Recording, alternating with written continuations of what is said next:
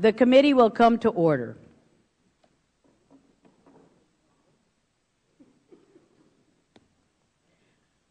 Pursuant to notice, we meet today to mark up several bills. But before we proceed to business, I would like to take a few minutes in remembrance of one of our dear colleagues. As all of us know, Congressman Don Payne passed away yesterday back in his home state of New Jersey.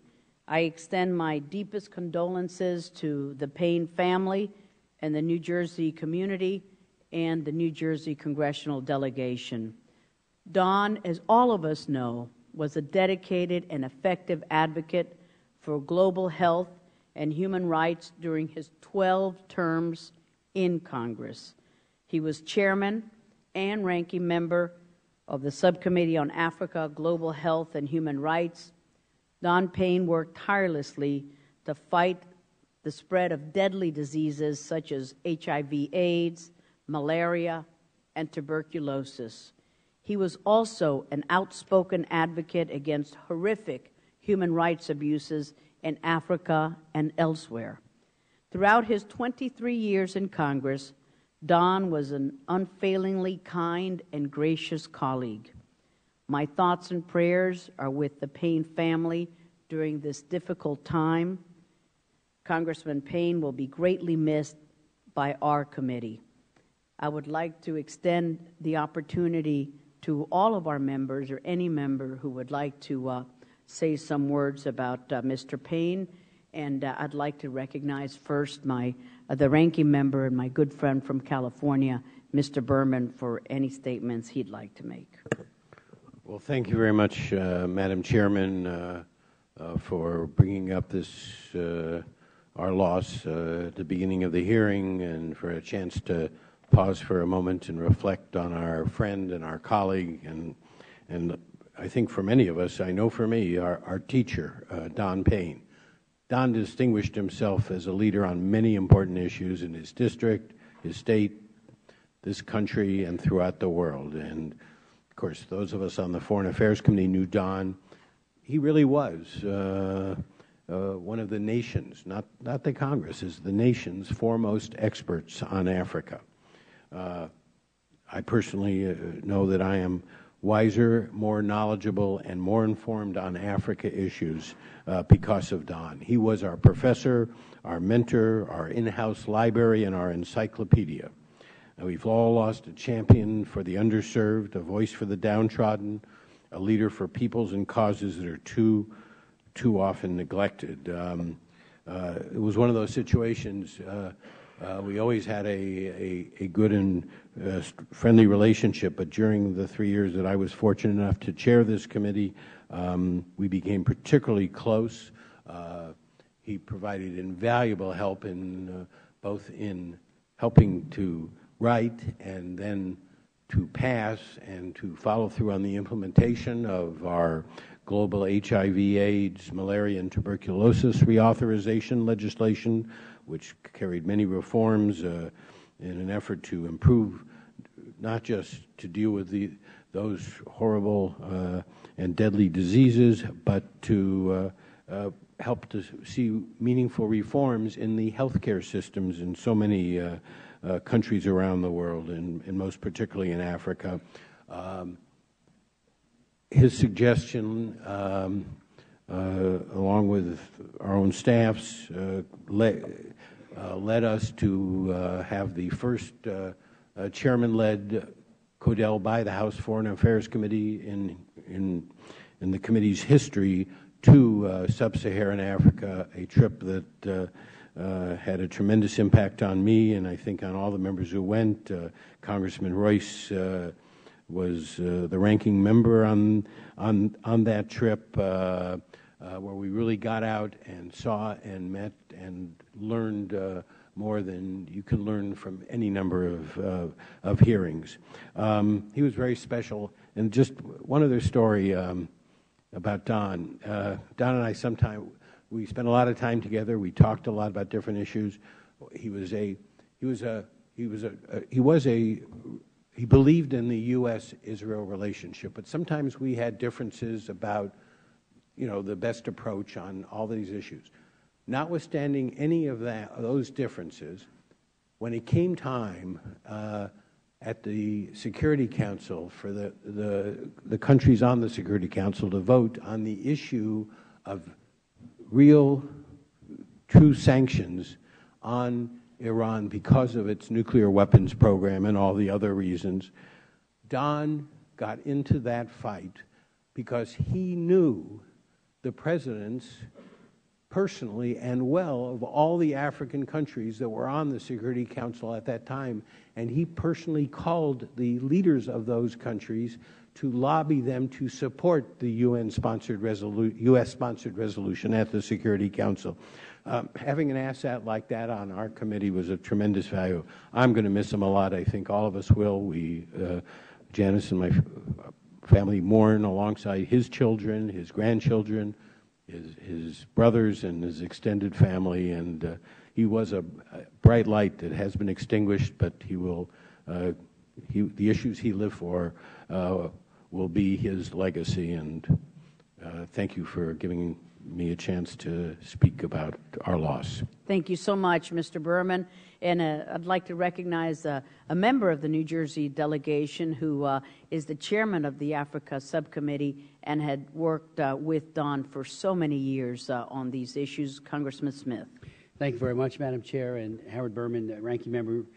I want to associate myself with the remarks both of you have made, very eloquent and very fitting for the loss of a great member of this committee, a good friend of sub-Saharan Africa in particular, and a man who was truly expert, and as you said, Howard, knew so many presidents and prime ministers and parliamentarians in Africa personally, not just in passing, not just a handshake, but knew him very well.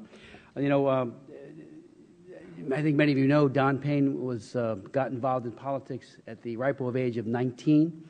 Although he was a coach, a football and a track coach, he also was a teacher, a high school teacher. But then he became a member of the council, city council in Newark, New Jersey, went on to what we call the Board of Chosen Freeholders, which is the county commissioners, and then got elected to Congress in 1988. He was a very hardworking person, worked tenaciously for peace and reconciliation, especially on Sudan. All of those years when the killing fields occurred in southern Sudan with an excess of 2 million people, 4 million homeless, he was always raising his voice on behalf of the victims and on the absolute feckless response of the international community to end that, especially in its early years. Then that conflict moved to Darfur, and again, he was raising his voice as a champion of the Darfurians who were being exterminated through genocide. I would just end by saying that, unlike the full committee where we need time limits, I don't use time limits when I have questions on behalf of the members. And I can tell you there were times when Don would go for a half hour, and his wealth and breadth of knowledge when he would be talking to Johnny Carson, the Assistant Secretary, asking questions, was truly remarkable. And so it was, we're going to deeply miss him. He is an expert who left his mark. And he was also, on his other committee, a great staunch believer in affordable education and access to education as being a very important part of America for all people, regardless of race, ethnicity, or sex.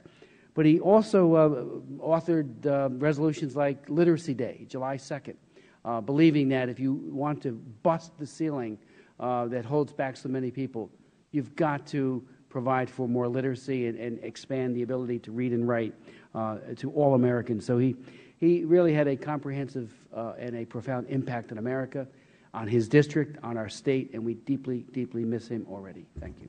Thank you very much. Mr. Falama-Vega. Thank you, Madam Chair. I do want to thank you for calling this special occasion to recognize one of our colleagues who has just passed away yesterday, and to say a few words. Are very difficult for me to be under the shadow of this great man whom I have the utmost respect. And over the years that he and I have worked together, I can say that one of the beauties of American democracy is its diversity. And I remember some 23 years ago when we both became members of this committee, we had a little diversity caucus here because I, as a very proud American, representing some 18 million Asia-Pacific Americans in our country, I felt that there wasn't a voice to bring out the issues affecting our foreign policies towards the Asia-Pacific region. And I'll be upfront with you, Madam Chair. 23 years ago, when Don Payne and I first became members of this committee, to my excitement, I wanted to see how great this is going to be. Hardly anyone wanted to be on the Asia-Pacific and African subcommittees. And I said, realized, I said, well, I shouldn't be surprised, because the mentality in Washington 20 years ago was all towards Asia, towards Europe and the Middle East. The entire focus. When we talk about Asia-Pacific issues, we weren't even on the radar screen. The importance of that region that affects our economic, political, and strategic interests, just as it is important that we should be talking about the continent of Africa. And over the years, my colleague Don Payne has become the expert on dealing with African issues and how important that we should do this. Don Payne always reminded me of the statement that Martin Luther King Jr. once said years ago. In the end, we will not remember the words of our enemies, but the silence of our friends. Don Payne always said, Annie, you've got to speak out. You've got to let it be known of the issues that really affects the interests of the American people and how important it is, the activities and the policies and all the things that are being discussed and debated in this committee does have an impact. And what a beautiful thing it is, Madam Chair. Some 310 million of our fellow Americans live in this great nation, the most diverse country in my humble opinion, where people from all different ethnicities and nationalities are represented here to give a sense of expression how important as fellow citizens and as fellow Americans, and that the principles that we try to strive and to live by, the Constitution and all that has come about for the past 230-some years since the making of this country and this great nation and why it's so great. Yes, Don Payne was a great advocate, looking out for the needs of the poor and the destitute, people who don't have a voice in the affairs of their government, whether it be in foreign countries, even here in our own country. So I say, we have a saying in my culture, may this brother have a good voyage, and I know he has a good voyage going on to meet his Savior. And Madam Chair, again, thank you, and I want to wish Mr. Payne's family all the best, and its deepest sympathies and condolences to this sad occasion, and yet I'm happy for him. He's suffered enough. I'm happy to see that he's in the presence of our Father in heaven, and that's all that matters. I yield back. Thank you very much, Mr. Falma-Vega. Mr. Royce, the chairman of our Terrorism, Nonproliferation, and Trade Subcommittee. Thank you, Madam Chair. I worked with Don Payne on the Africa Subcommittee for many years on many issues, but I think one of the most unique things about traveling with Don Payne was no matter how remote the village, there was one individual there was one American that the elders all knew, or that the head of state in that remote country, inaccessible regions, there was one man they knew because Don Payne had already been there before. And likewise, we had the opportunity on frequently to go up to the United Nations to argue the American position, the U.S. position on issues. And as Mr. Berman has indicated, the great asset in those engagements was always Don Payne, because he had those personal relationships, and he would argue for the U.S. position and for human rights, and really bring a certain moral argument, because he'd been on the ground, whether it was Rwanda or Sudan. Don had been there. I remember a trip where Mr. Berman and I were in Africa on one of Mr. Berman's trips, and sure enough, Don was over in all places, was over in Somalia, lecturing and giving talks wherever he could against al-Shabaab's human rights abuses there. And as he was leaving the country, he was one last press conference to attack al-Shabaab. They were shooting at his plane. They were mortaring you know, his press conference and on his way out of town, but Don had the last say in terms of the lack of human rights. And I think that for those of us who have watched Don in action, I think it's his courage also that stands out. Not just the physical courage that I spoke about in terms of him going into areas where there was perhaps great resistance to the United States. I remember him on many occasions in Congo or in Angola trying to forge a peace. But political courage as well. I remember the African Growth and Opportunity Act when we started out. Labor was opposed to that. And it took political courage for Don to help lead that effort. He was tireless.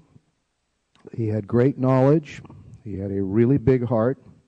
He will be deeply missed by his constituents and by us, and especially by those working to improve African lives.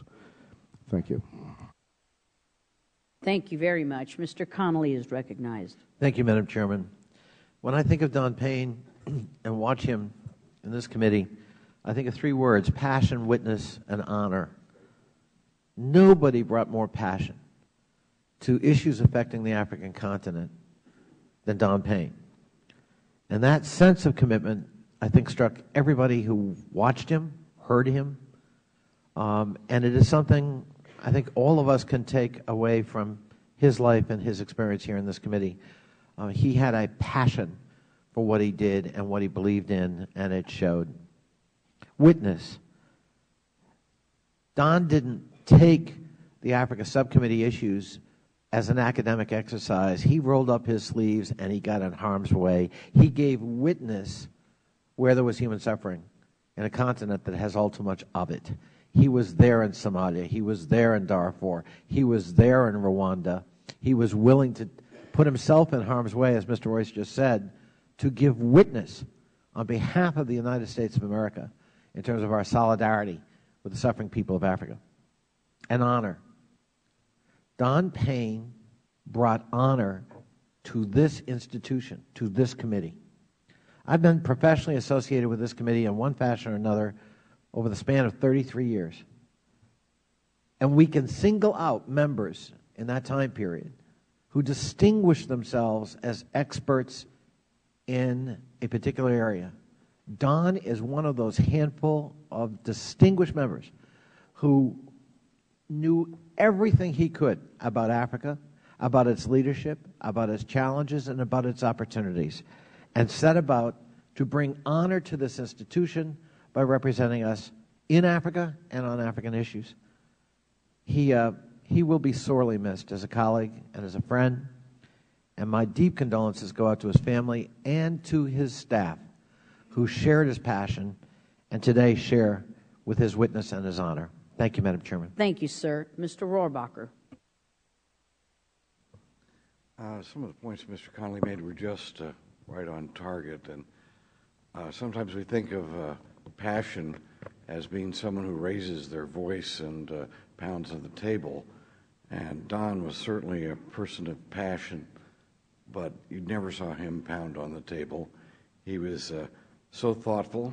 He was, to me, he was someone who really reflected a thoughtful and perseverance in his personality towards the things that he believed in, and he had sincere beliefs.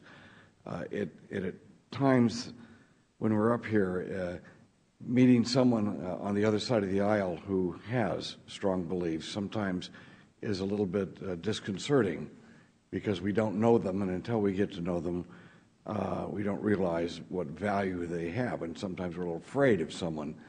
Don had very strong beliefs and human rights and concern for his fellow human beings, and he came toward the political spectrum from the opposite side of the spectrum that I come from, and I did have some trepidations when I first got on this committee, but I will tell you, I learned to respect that man, and I will miss him terribly as we move on. He added a sense of honor and true caring to this committee that I think all of us felt. I know that sometimes people think that if you got a philosophy as Don had, that it's going to hinder your ability to see the truth, as some people claim about me sometimes. And let me just note that sometimes when you have a philosophy, it helps you see through things, through the lines that were given by handlers and lobbyists, etc. Don saw through so much and to the truth and to the suffering of people who he cared about in Africa. And he was able to enlist us in that concern. So I'll miss him. I thought very highly of him, as we all did.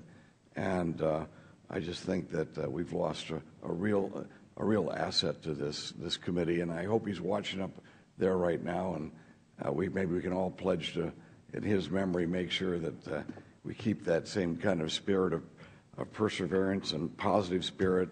He worked with me on Ethiopia, and I promise you right now, Don, I'm not giving up. We're going to win in Ethiopia eventually. Thank you. Thank you. Ms. Wilson of Florida is recognized. Thank you so much, Madam Chair.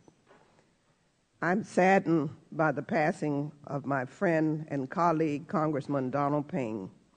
Throughout his adult life, he served the people of New Jersey as an educator, a community leader, and in Congress. As a long-serving member of the House Committee on Foreign Affairs, he was a leader in supporting democracy in Africa and throughout the world. And I worked with him very closely on issues impacting Haiti and the rest of the Caribbean.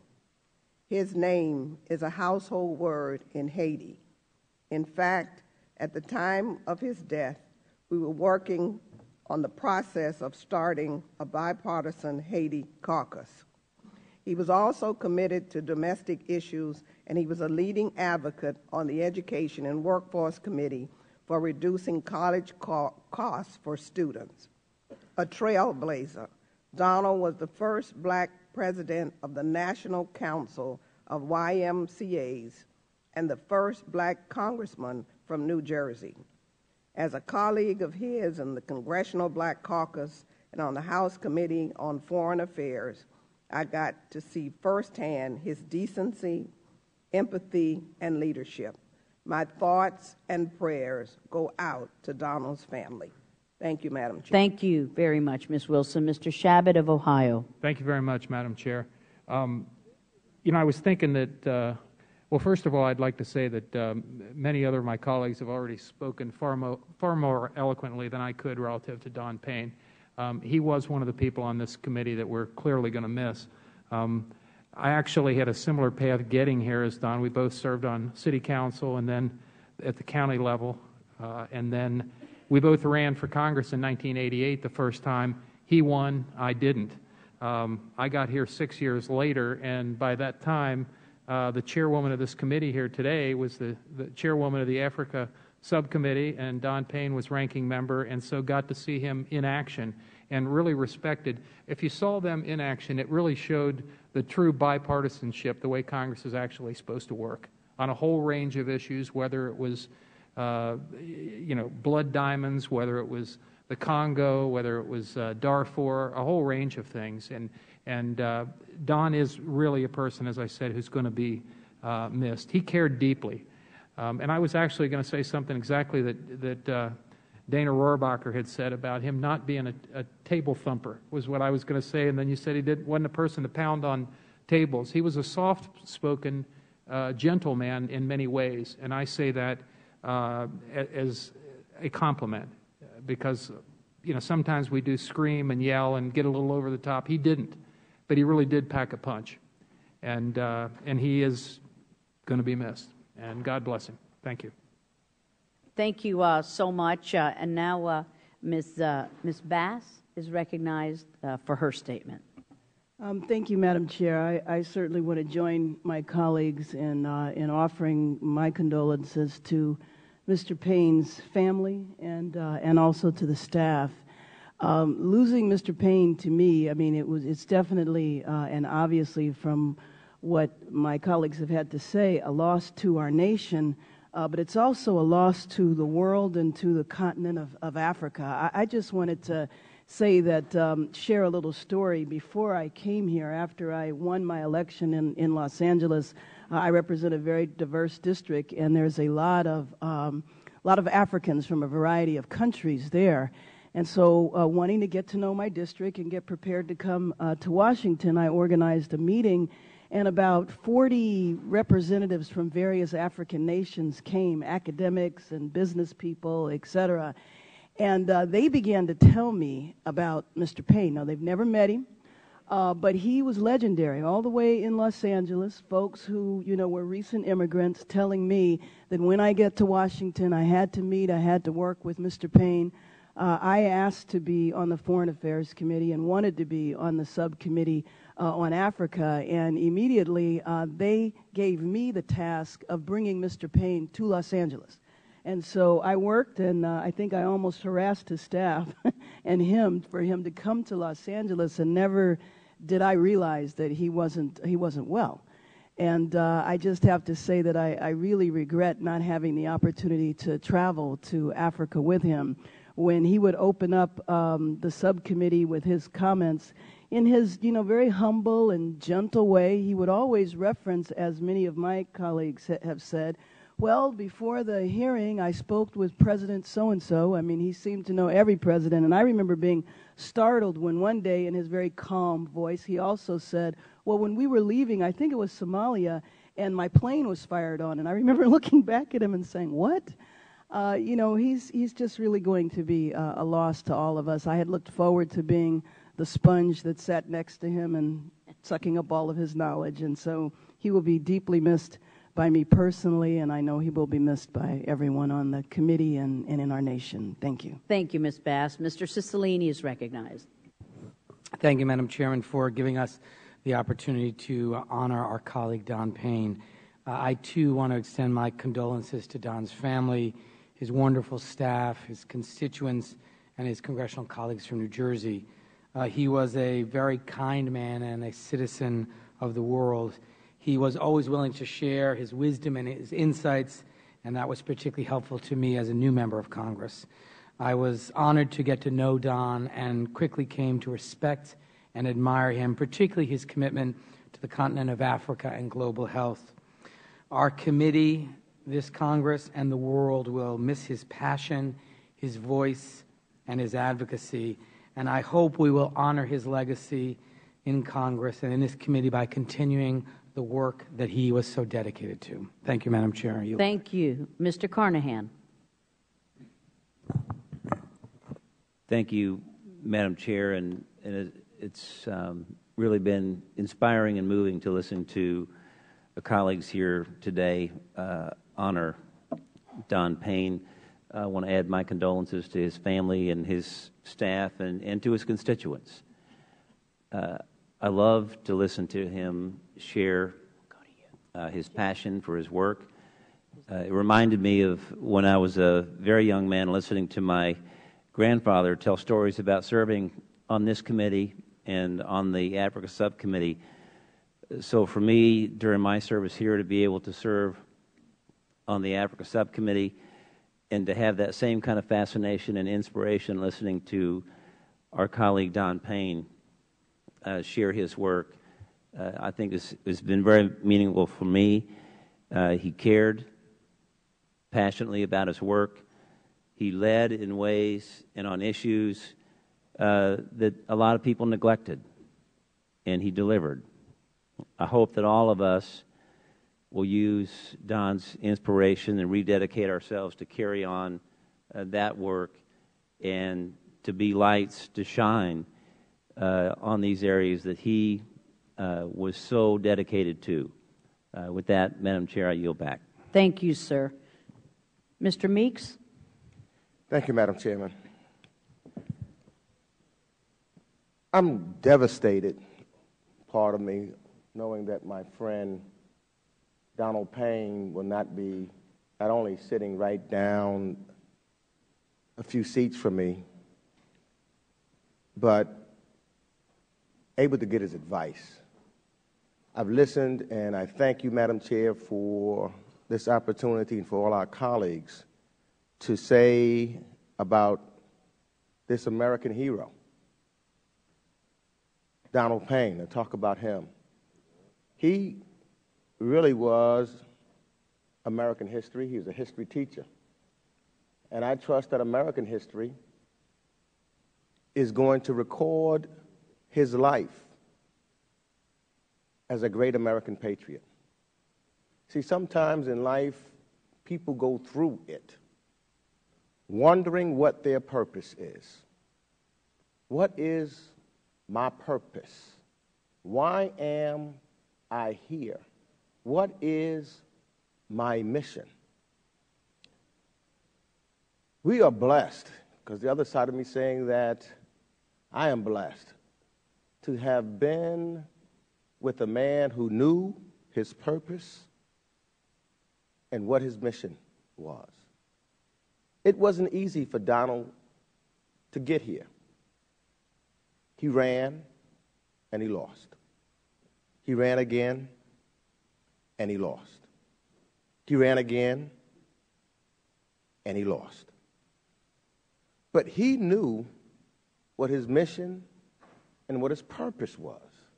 He knew that he would also, once he won, become a role model for many a young boy who were growing up in Newark, New Jersey, who had no other role models, who would look up to Donald Payne. Many of them he had taught in school. He knew his mission was to make their lives better and to lead by his actions. My colleagues were absolutely right. Soft-spoken. But you never took the soft-spoken words as a mistake for what his determination is and was. And that determination, you saw throughout his life. When you hear of our colleagues talking about how, whether his plane was being shot at, whether he would go into the bush in Africa where nobody else dared go, he knew what he was trying to accomplish. He knew that that was his mission. Or when he was walking the streets of Newark, his beloved Newark, he would always talk about the people of Newark, no matter where he was in the world, wanting to make their lives better. And I got to say, in closing, Gregory Meeks would not be sitting on this back row in this Foreign Affairs Committee if it wasn't for Donald Payne. When Donald Payne came to Congress, it wasn't popular to be on the Foreign Affairs Committee. In fact, for many members of Congress at that time, it was the last committee that you wanted to be on. People, said, oh, they had to come on this committee, because it was the only one that was available. I learned of Donald in New York City, was following his career, knowing that I wanted to become a member of Congress and get on the Foreign Affairs Committee, utilizing and talking to him on how to do it once I got here. And then asking his advice, utilizing his experience, picking his brain, learning his legislative manner on how to get things done, how to do and create relationships with individuals, watching and following him on the NED board. What manner of man, Donald Payne. We're going to miss him. But I think all of us who have had the opportunity to be around him, whether we be Democrat or Republican, whether we be black, white, brown, red, or yellow, whether we be in the United States of America or some other part of the world, we are all lucky if we were touched by the spirit, by the man that we know as Donald Payne. Donald, we're going to miss you, but I got to tell you, I can see you now talking to the Lord and him saying to you, job well done, my faithful son. Thank you so much, Mr. Meeks. Mr. Keating.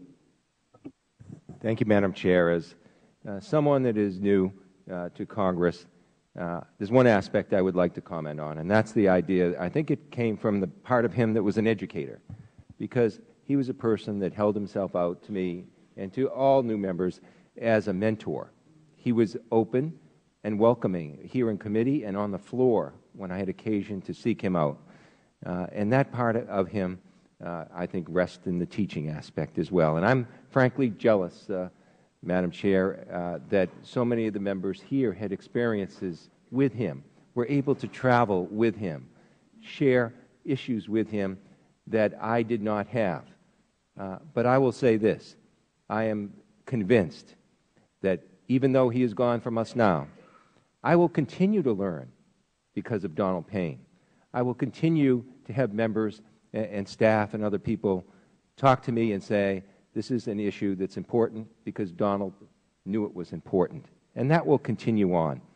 In an era of lack of civility in public life that the American public is crying out to see, he was a shining example of how to conduct yourself as a public official and demonstrate that civility.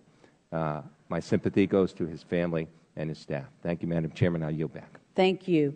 So pleased to yield to Mr. Fortenberry, who worked well with Mr. Payne, because Mr. Fortenberry is the Vice Chair of the Africa Global Health and Human Rights Subcommittee. Thank you, Madam Chair, for taking a few minutes of time to allow us to honor and celebrate the life of our good friend and deceased colleague, Mr. Payne. You know, a couple months ago, maybe a little less, I looked over at Don on a committee hearing, and it just struck me that he didn't look well. I didn't realize he was sick. I don't think many of us did, and that's probably a testament to his character, that he continued his work right to the very end without fanfare, because he was so dedicated to trying to solve injustices, particularly around the world, and given his deep commitment to the work on foreign affairs, as Mr. Carnahan put very well, he tried to address the needs of neglected people. And in fact, I was thinking about a story that I could perhaps share with you all. We've done some work to try to prevent the use of child soldiers internationally. And there's a country in Africa that is a persistent violator, and there is an ongoing problem with this abuse of children in that country. We were going to strengthen the United States laws in order to try to prevent this most pernicious form of child abuse. But Don Payne came to me quietly and he said, there's a bit of a dilemma here. He personally knew the president of one of the countries in which we were targeting.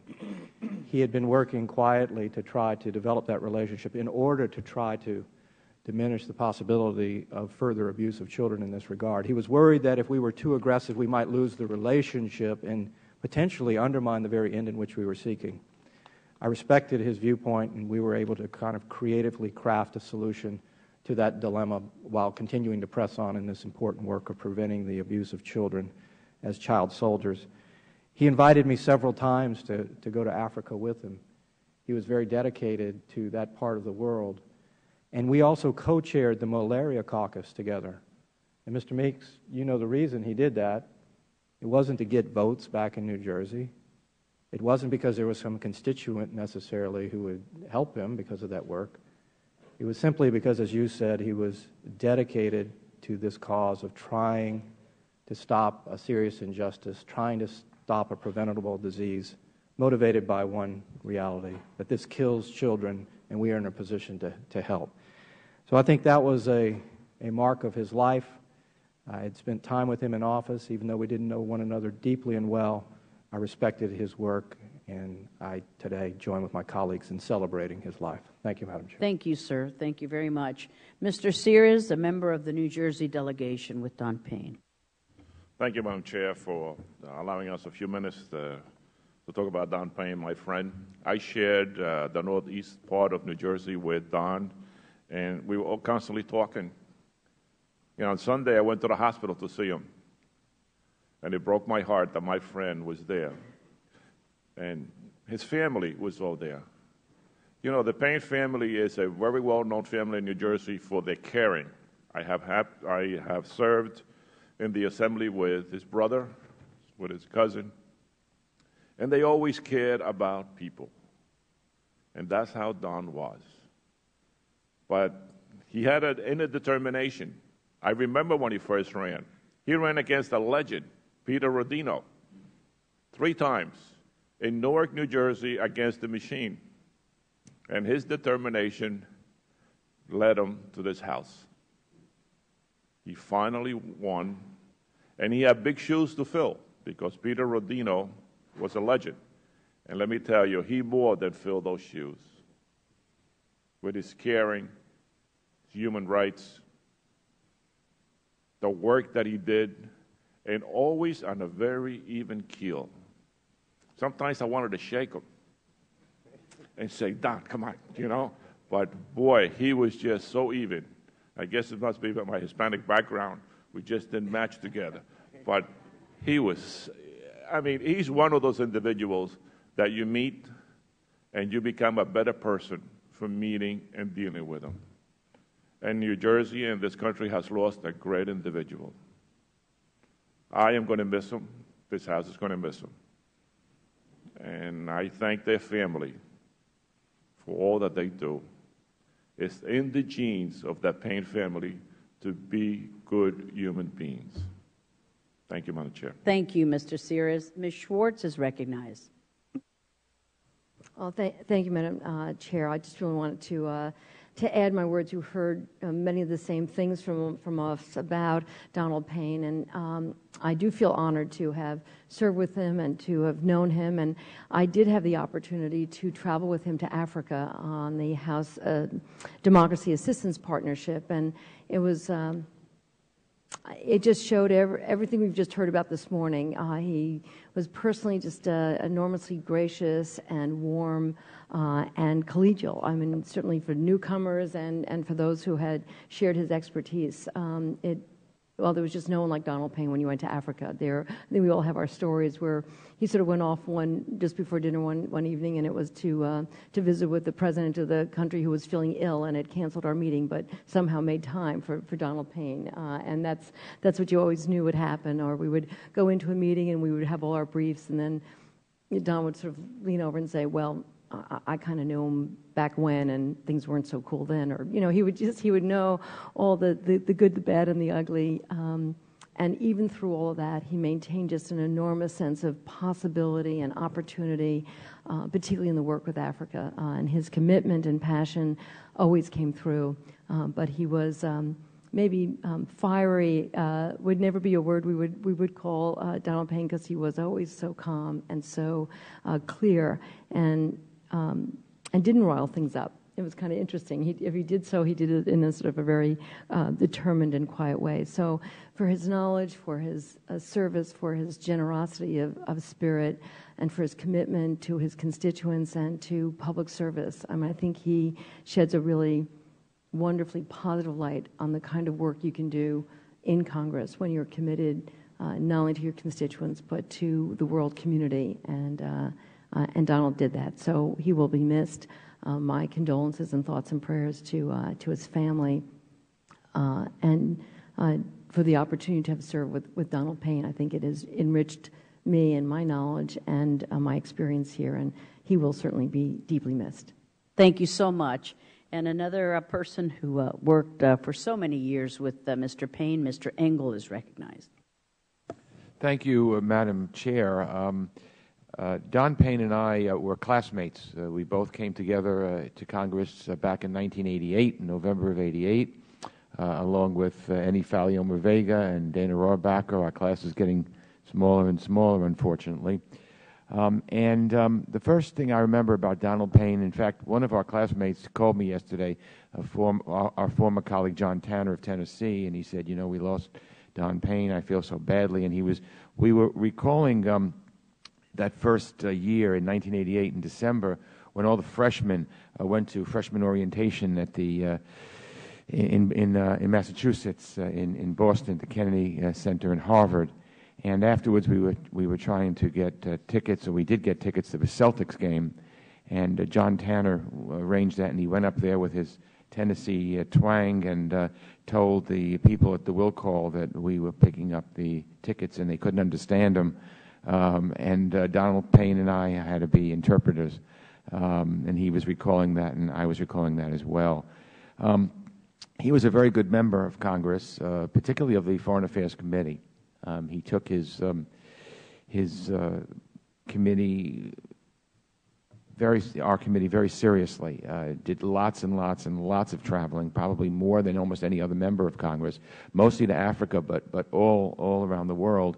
I traveled with him a number of times to Africa and to other places in the world, and he felt very strongly about the work that we in Congress could do to help make people's lives better all around the world. When I chaired the Western Hemisphere subcommittee of our committee, Don was a very valued member of that subcommittee, felt very strongly about South America, Central America, and the problems we were having there, and was very diligent, came to hearings and came to meetings and really expressed his opinion and really added just so much. So, Madam Chair, I want to add my voice to everybody in this room, all the nice things they've said.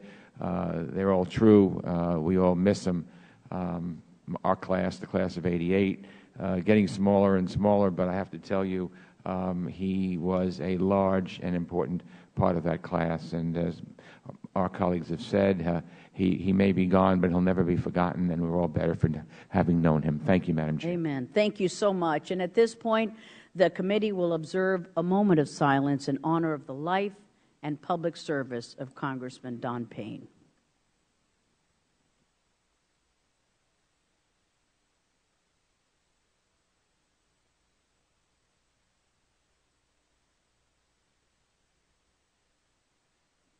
Godspeed, amigo. Thank you so much. Thank you to all of our members.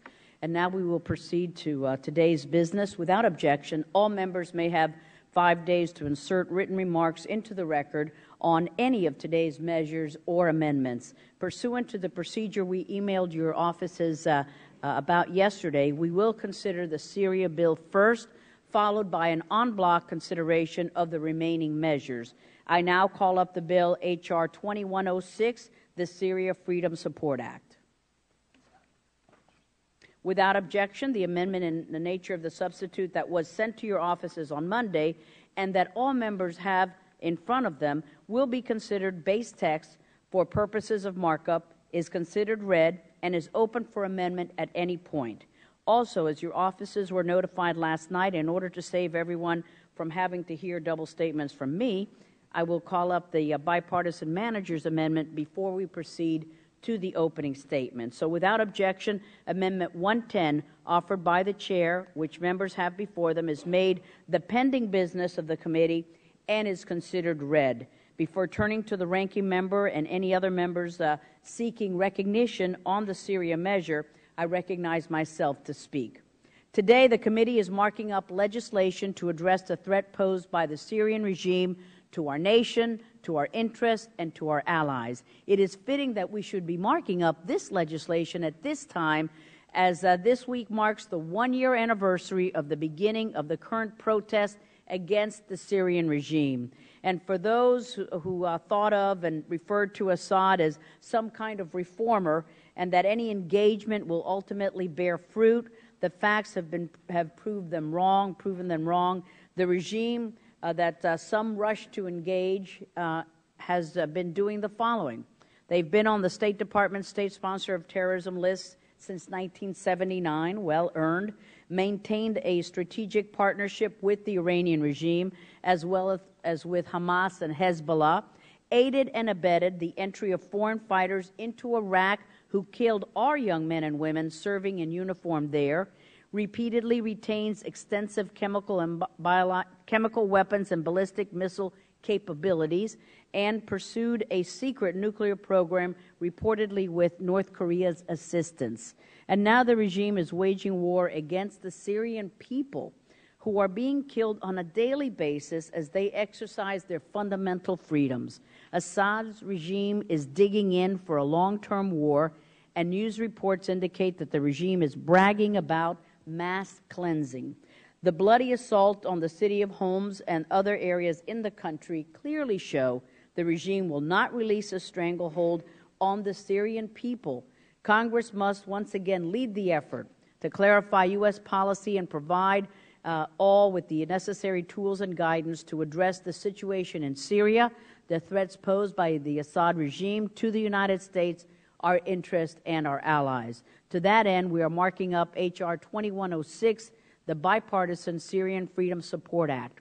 This bill strengthens sanctions against the Syrian regime, enhances multilateral commitment to address the Syrian regime's threatening policy, and establishes a program to support a transition to a democratically elected government in Syria. H.R. 2106 states that it is the objective of U.S. policy to deny the Syrian regime the ability to carry out and ultimately we hope to abandon its support for foreign terrorist organization, its development of dangerous weapons programs, its intervention in the affairs of the Lebanese government, and the oppression of its own people in Syria. H.R. 2106 also strengthens existing U.S. laws targeting the Syrian regime's weapons programs and imposes extensive sanctions on Iran's energy sector. The bill also authorizes financial and political assistance to entities that support a peaceful, democratic transition in Syria and requires the Secretary of State to submit a strategy to support a transition to a democratic government in Syria. Finally, H.R. 2106 also seeks to address the Syrian regime's gross human rights abuses by imposing sanctions against senior regime officials responsible for such abuses. I would conclude by noting that Congress last enacted Syria sanctions in 2003 when we adopted the Syria Accountability and Lebanese Sovereignty Restoration Act, co-authored by me and my friend and colleague from New York, Mr. Engel. In the almost 9 years since, the threat posed by the Syrian regime against the U.S., our allies, and the Syrian people has grown steadily, but U.S. efforts to address this threat has not risen proportionally. So I am pleased that Mr. Engel and I have been able to team up again to sponsor legislation that we have worked with our ranking member, my good friend from California, Mr. Berman, to include additional financial sanctions, a visa ban on persons who provide the Syrian regime with military equipment, a mechanism for the disposal of Syrian chemical, biological, and nuclear materials once a post-Assad transition government is in place. I appreciate the ranking member's co-sponsorship, his strong support for the bill, and with that, I'm pleased to recognize my friend from California, Mr. Berman, for his remarks. Well, thank you very much, Madam Chairman, and I want to thank you for introducing the legislation with our colleague Eliot Engel, who has been so involved in these issues for such a long time, and for working with me closely on the amendment in the nature of a substitute and on this manager's amendment to accommodate some of my concerns. I'm now a co-sponsor of this bill, and I encourage my colleagues to support it as well. Madam Chairman, the Arab Spring has brought about both hope and bloodshed. We've all seen the video clips from Syria.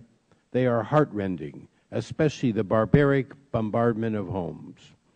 Bashar al-Assad's ceaseless pounding of that defenseless city, as well as his similar actions throughout the country, have proven conclusively that he is nothing but a chip off the old block of his late father.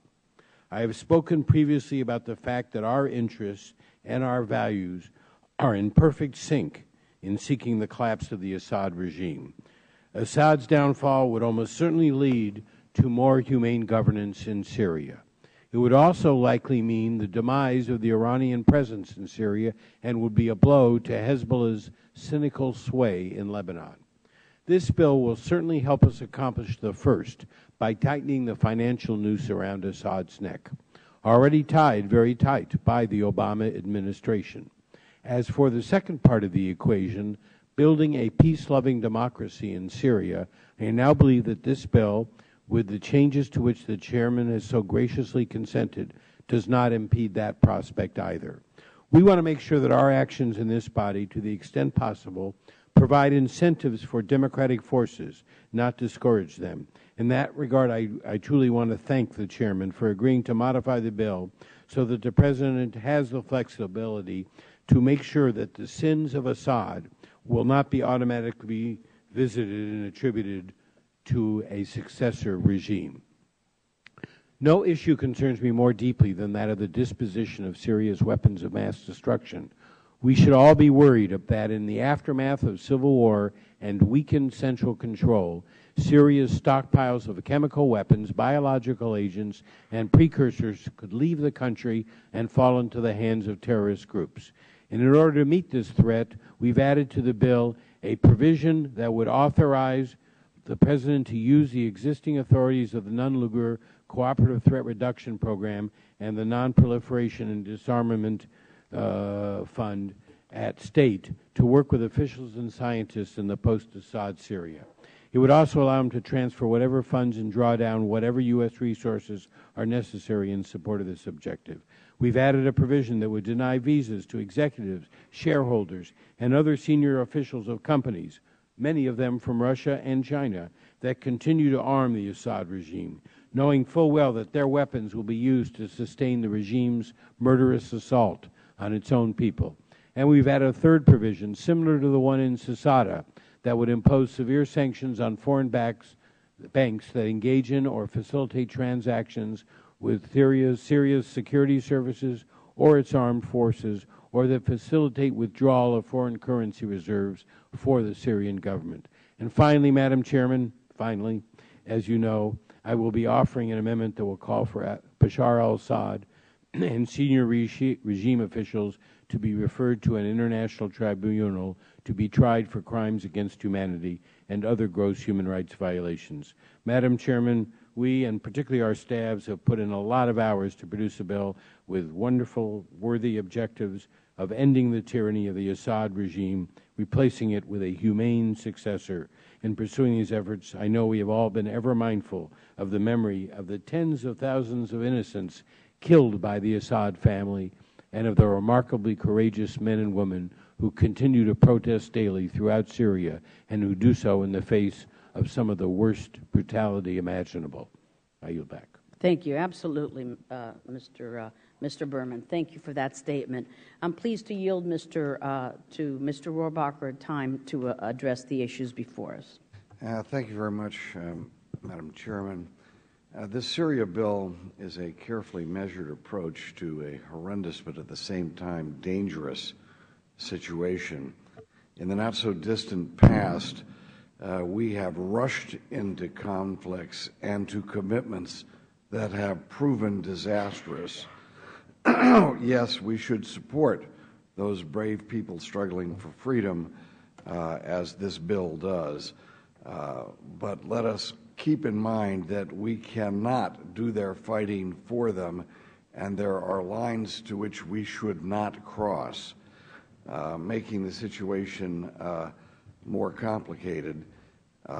We don't seem to have any of the management skills necessary that are necessary to help transitions when such efforts as we are now seeing in Syria succeed. So we can't manage the transition from an oppressive regime when it is overthrown to a more democratic system. We just absolutely have, as time has proven, we haven't been able to do it. We failed in Iraq after spending $1 trillion and losing thousands of lives, with even more crippled by their wounds. And after all of that, we now have a government in Baghdad that is aligning itself with an anti-American mullah regime in Iran. And, of course, we have also left in Iraq a mountain of military equipment that now may be used against our friends. The situation in Libya, of course, is unclear, but in Egypt, of course, it's also reason for serious concern.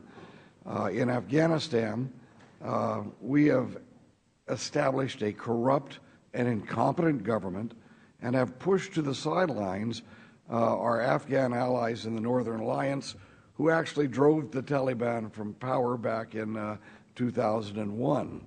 Our strategy there cost $500 billion and thousands of more dead and wounded Americans without producing a victory or a government that can be sustained without our continued military presence. So let's pray that America has learned something from these recent disastrous interventions. And this bill that we have today is measured and is thoughtful, but let's keep these things, these past situations in mind. And the first lesson, of course, as we move forward and decide how we're going to approach that part of the world, is perhaps we should start by making sure we've learned the lesson and we recognize that Pakistan is no longer our friend, and that we should cut Pakistan's military off from any U.S. aid. The fact is that we can have an influence in that part of the world, whether it's Syria or the Persian Gulf or in South Asia, by working with other countries that have our same interests and would share the same defeats and the same threats that we face, namely India and Russia and the Central Asian republics face that same threat. So we need to make sure that we have learned the lessons in that part of the world and not rush in, whether it's Syria or anywhere else. So I rise in favor of this piece of legislation, but I do so with a warning that while this bill is crafted well and puts us on the side of those who are fighting for freedom, we should not again be lured into a situation where we are doing the fighting for people who should be fighting for their own liberty and trying to take over their job of transitioning their country from a dictatorship into a more democratic society. Thank you very much, Madam. Thank you, Mr. Rohrabacher. So pleased to yield to one of the sponsors of the legislation, Mr. Engel of New York. Well, thank you, Madam Chair. I rise to strike the last word, and I rise in strong support of H.R. 2106, the Syria Freedom Support Act.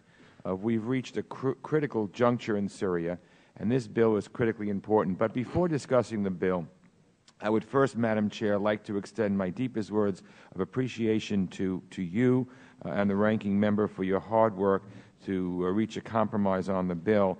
And Madam Chair, let me say you've been my partner on several pieces of legislation through the years related to Syria.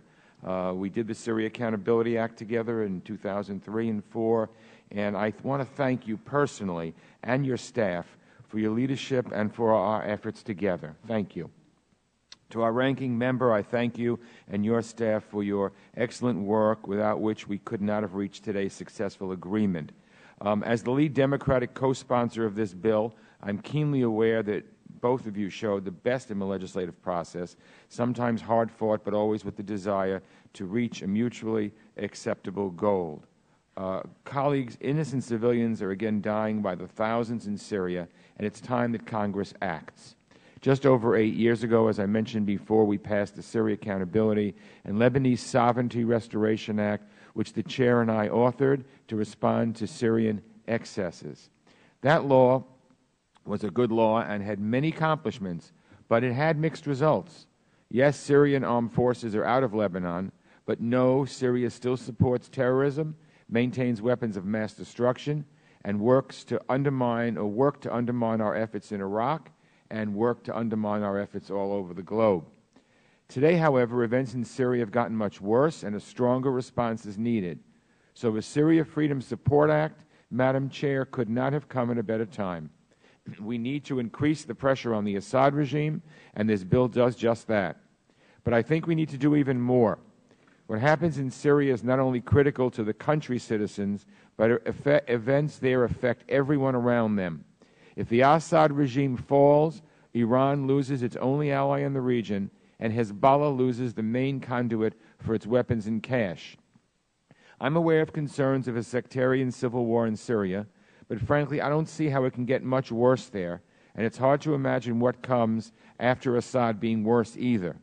Thus, I was glad to read in today's cable blog that the Obama administration is moving to provide direct assistance to the internal opposition in Syria for the first time, marking a shift in U.S. policy towards a more aggressive plan to help oust President Bashar al-Assad. I heard that Senator McCain has also, I think, made some very thoughtful comments on this. I don't think we can sit by and let this just continue. I think the world needs a response. If there was a response in Libya, there should be a response in Syria.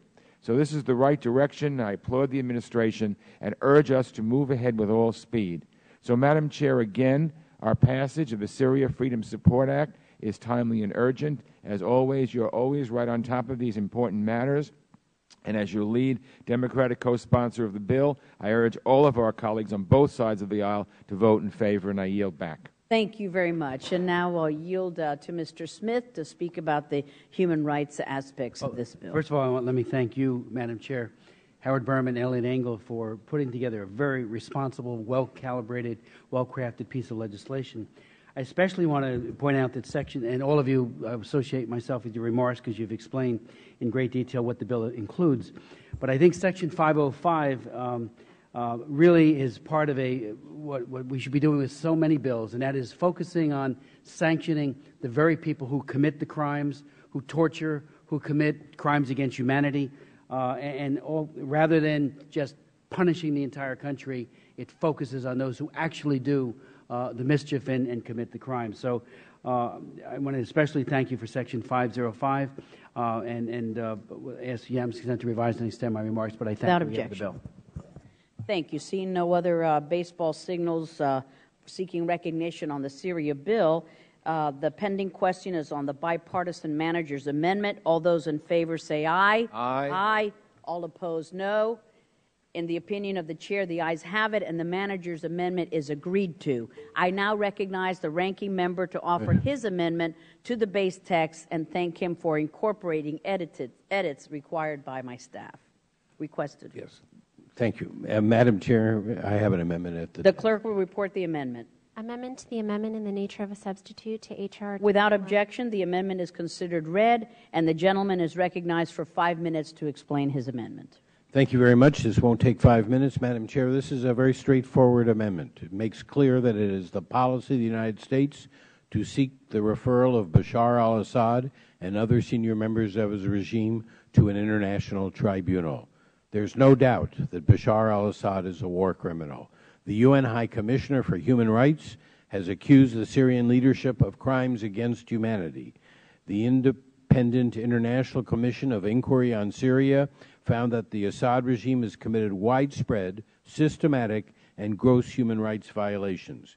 Independent reports from Homs and other Syrian cities paint a horrific picture of violence on a nearly unimaginable scale, much of it perpetrated against civilians.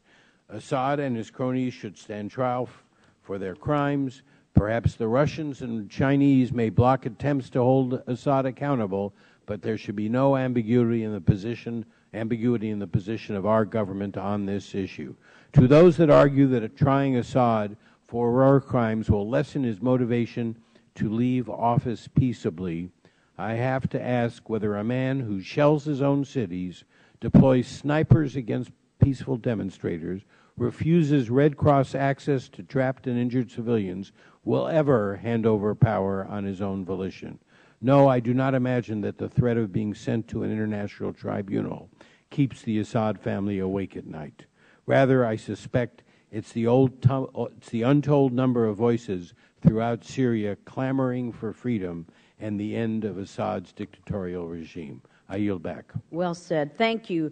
I am, the chair will recognize herself. I am pleased that we were able to work out the agreement on the text of the ranking member's amendment. We all agree that al-Assad has committed horrific atrocities against the people of Syria. We all agree that he must be held accountable for those atrocities.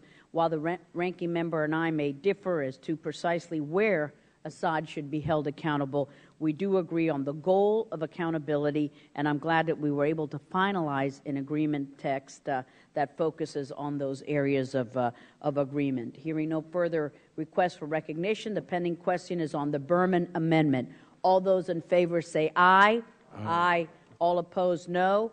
In the opinion of the chair, the ayes have it, and the Berman Amendment is agreed to. Hearing no further amendments to this measure, the question occurs on agreeing to the base amendment in the nature of a substitute as amended. All those in favor say aye. Aye. Aye. All opposed, no. In the opinion of the chair, the ayes have it, and the amendment in the nature of a substitute as amended is agreed to. Without objection, the underlying bill, H.R. 2106, as amended, is agreed to, is reported favorably, and will be reported as a single amendment in the nature of a substitute. Staff is directed to make technical and conforming changes. Now, according to the expedited procedures shared with all members yesterday, we will consider and approve all of the remaining measures en bloc. Afterwards, I will recognize myself, the ranking member, and any other members seeking recognition for any remarks they would like to make. All of these items are in the packets in front of the members and were provided to your offices earlier this week. And so, without objection, the following measures are considered as read and will be considered en bloc. H.R. 890, the Holocaust Insurance Accountability Act.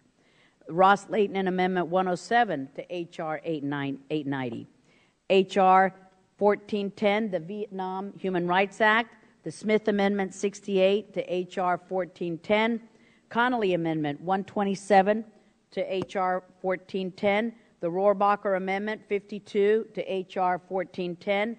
H.R. 3783, the Countering Iran in the Western Hemisphere Act. The Duncan Amendment 40 to H.R. 3783, as adopted by the Subcommittee on Terrorism, Nonproliferation, and Trade. The Duncan Amendment 42 to H.R. 3783. H.R. 4041, the Export Promotion Reform Act. And Senate Concurrent Resolution 17, expressing the sense of Congress that Taiwan should be accorded observer status in the International Civil Aviation Organization. The Chair moves that the measures just listed be adopted by the committee. All those in favor say aye. All opposed, no. In the opinion of the Chair, the ayes have it, and the bills and amendments considered en bloc are approved. Without objection, each of these underlying bills, as amended, is ordered favorably reported as a single amendment in the nature of a substitute, and staff is directed to make technical and conforming changes. Having concluded the operative portion of today's business, I will now recognize members who wish to make statements on the adopted en bloc measures, beginning with the Chair and the ranking member. If not, you have all been excused, but my words are just so eloquent. You don't want to miss a single word. But we're going to tape it and give you the ability to listen to it at leisure when you can't sleep. Will the gentlelady yield? Yes, I'd be glad to yield. I hope after my words none of you will regret having supported the bills you just approved by en bloc. We're going to, snatch defeat out of the jaws of victory. I would like to thank, first of all, the ranking member and all of our members and all of the staff that really worked so hard on this extensive bipartisan effort that went into the committee's consideration of 5 measures that were just adopted. Behind those few minutes of markup were many hours and many days of hard work and deliberation, taking up each of the bills in turn. H.R. 890, the Holocaust Insurance and Accountability Act, is a long overdue effort to see that justice is done. It's been a pleasure to have worked with Mr. Deutsch, my Florida colleague, on this bill, and we're honored that several of our Holocaust survivors are able to be with us today. David Schachter of Miami, Jay Ibsen of Richmond, Virginia, from Washington, D.C., Louise Lawrence Israels, Dr. Sidney Lawrence, and Ruth Cohen. We are honored to have you here with us. Thank you so much. In the years leading up to World War II, hundreds of thousands of future victims of the Nazis' crimes purchased policies from European insurance companies. After the war, survivors contacted the insurance companies to submit claims, and to their shock, the survivors discovered that many companies refused to honor their policies. They insisted that survivors of concentration camps provide policy statements and documents and death certificates to verify their claims that the Nazis had stripped them of. In 1998, the International Commission on Holocaust-era Insurance Claims, ICAO, was established to address these serious issues. But ICAO was deeply flawed, suffered serious problems with accountability and oversight. 84% of the 90,000 claims made were rejected. 84% of the 90,000 claims were rejected. Nevertheless, survivors were told that ICAO which stopped accepting new claims in 2004, was the only forum in which they could make those claims. Survivors are blocked from pursuing these claims in federal court. This bill is the last hope for Holocaust survivors to obtain justice. This bill would enable survivors to pursue civil action against insurance companies in federal court without any prejudgment of a verdict. Opponents of this legislation argue that the insurance companies have made contributions to reparation agreements and should be exempt from additional payments. They have the audacity to claim that this legislation will raise false expectations for Holocaust survivors regarding the results of litigation. Let me set the record straight.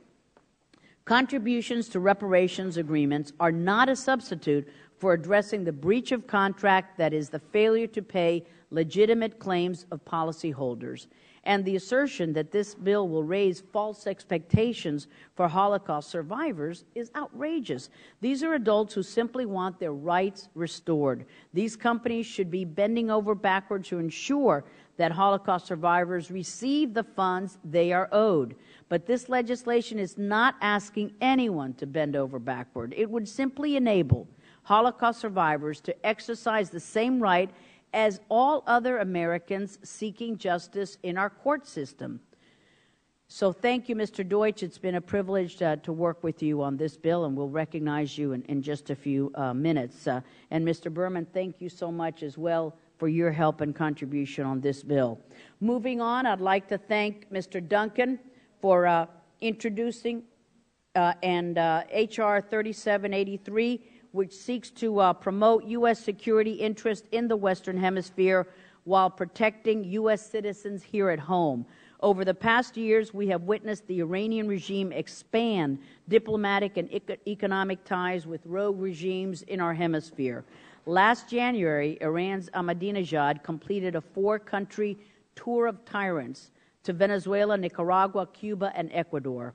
The aggressive actions undertaken by the IRGC, the Quds Force, and Iran's proxies, like Hezbollah, have the potential to give Iran the platform that it needs in the region to carry out attacks against our homeland. Just yesterday, Southcom Commander General Frazier testified regarding the Iranian threat in the hemisphere that, quote, connections with Hezbollah and Hamas, who have been in the region for a number of years, primarily still focused on supporting, conducting illegal activity, and providing funding support and logistics support back to parent organizations within the Middle East, end quote.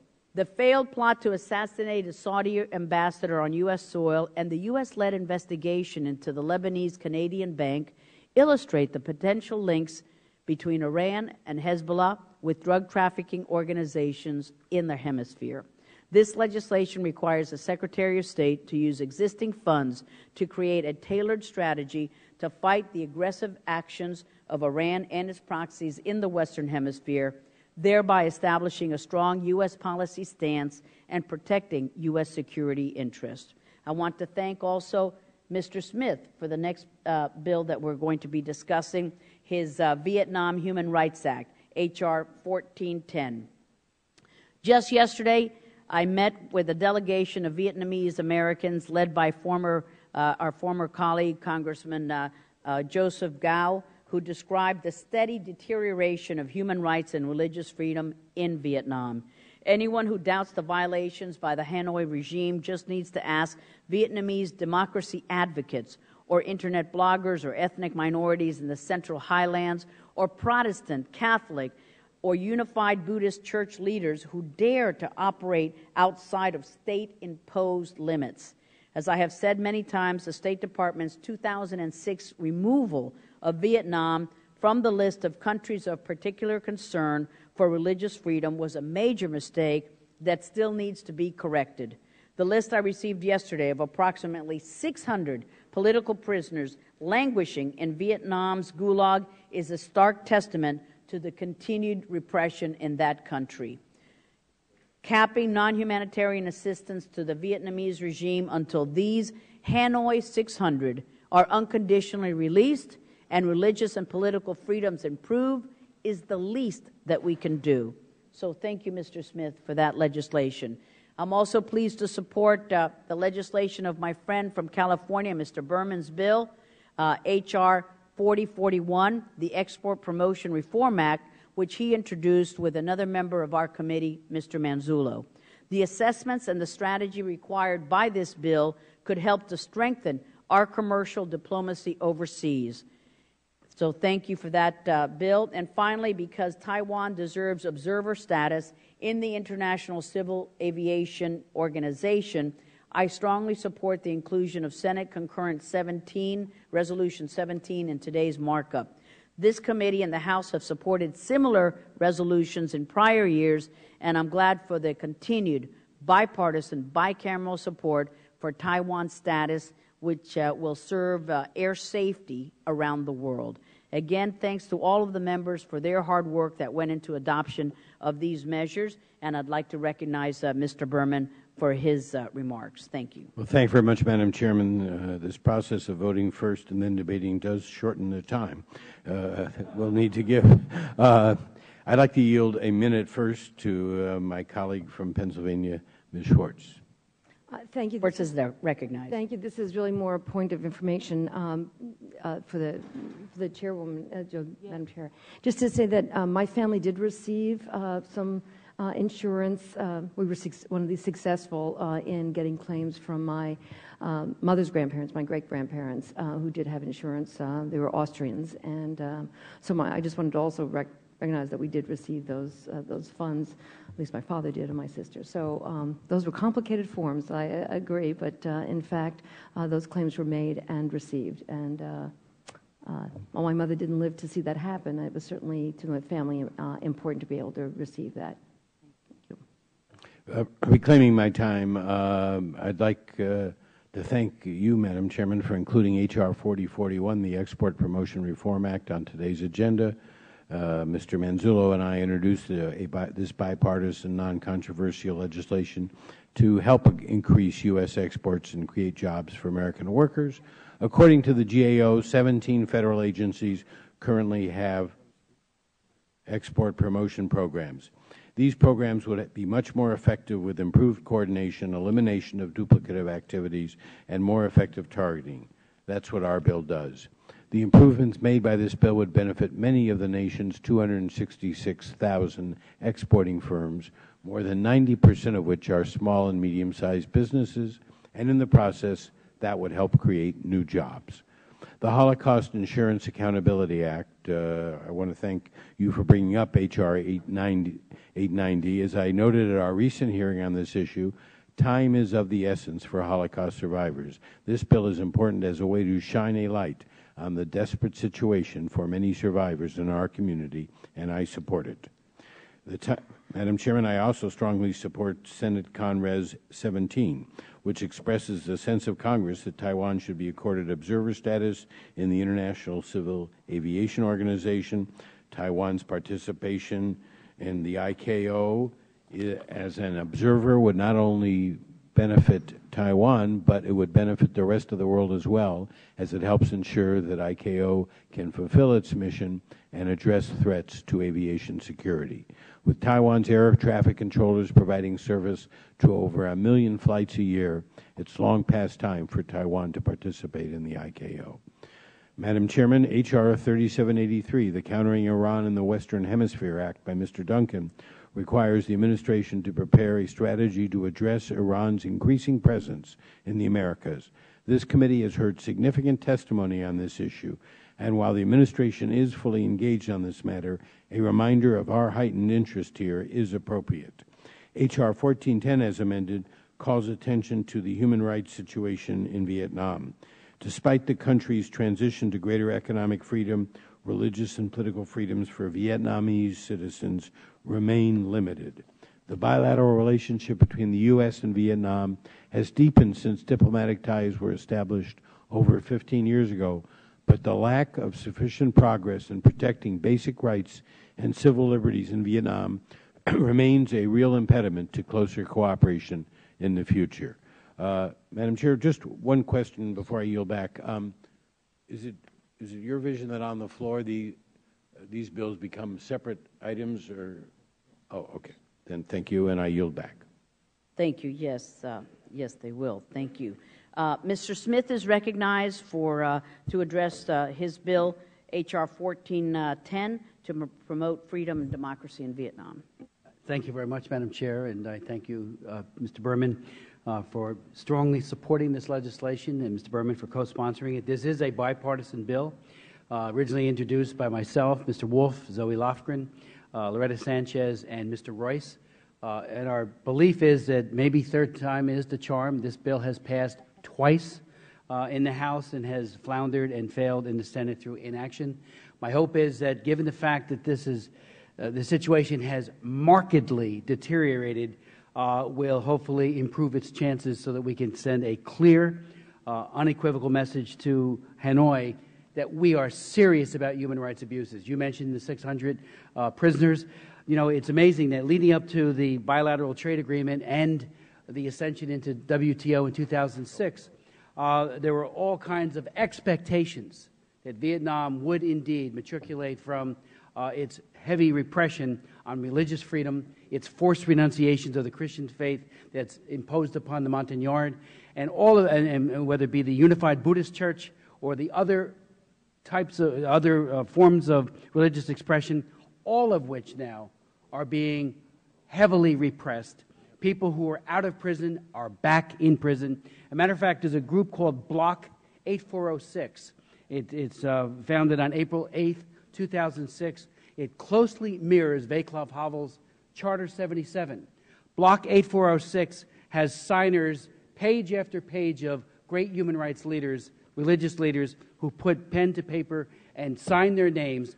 That has become the hit list for the secret police in Vietnam. They have one by one rounded up these individuals, harassed them, given them long prison sentences simply for espousing fundamental human rights. Vietnam is a signatory and has acceded to the International Covenant on Civil and Political Rights. It is a matter of international law. They have signed on the dotted line themselves, and these rights are being violated with impunity. The Human Rights of Vietnam Act lists a number of absolutely doables, deliverables, substantial progress in releasing political prisoners, in respecting the rights of freedom of expression, releasing independent journalists, labor activists who are targeted. We have a $20 billion trade relationship in 2011 with Vietnam. Don't expect a labor union to exist in Vietnam because they are crushed, not unlike the way they are crushed in the People's Republic of China. In the area of human trafficking, they have gotten worse, particularly in the area of labor trafficking. The first case that was brought against Vietnam and individuals in the government of Vietnam, pursuant to my law, the Trafficking Victims Protection of 2000, was a sweatshop in American Samoa where hundreds of people were abused, Vietnamese individuals, and they have never provided the compensation prescribed by the judge to those individuals that they had so cruelly abused. We had a hearing, Madam Chair, on January 24th, one in a long series of human rights hearings, and we heard from a large number of NGOs, and we heard from one woman who was trafficked to Jordan and talked about how the government was complicit in that trafficking scheme. And we know that that's happening all throughout Asia and really around the world. So it's a very serious trafficker. And as you pointed out, Madam Chair, today, Vietnam ought to be reinstated as a country of particular concern pursuant to the International Religious Freedom Act because they have so violated religious freedom. On one of my trips to Vietnam, Madam Chair, and then I'll conclude, I went from Hanoi to Hue to Ho Chi Minh City and met with about 50 different dissidents and religious prisoners, many of whom were under house arrest. Father Lee was out of prison, having been very severely persecuted, under house arrest. He's now back, as are so many others in prison and being abused simply because of their beliefs in God or their beliefs in human rights and democracy, or both. This legislation says that we will freeze at 2011 levels non-humanitarian assistance to the government of Vietnam.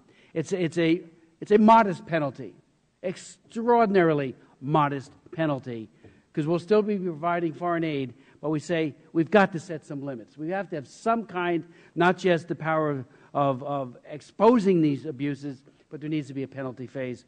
And I hope, it has passed out of the committee. My hope is the House will join us in this. We stand in solidarity with the human rights activists. I have met so many of them. I know you have. I've met them in Vietnam. I've met them here in the United States and elsewhere.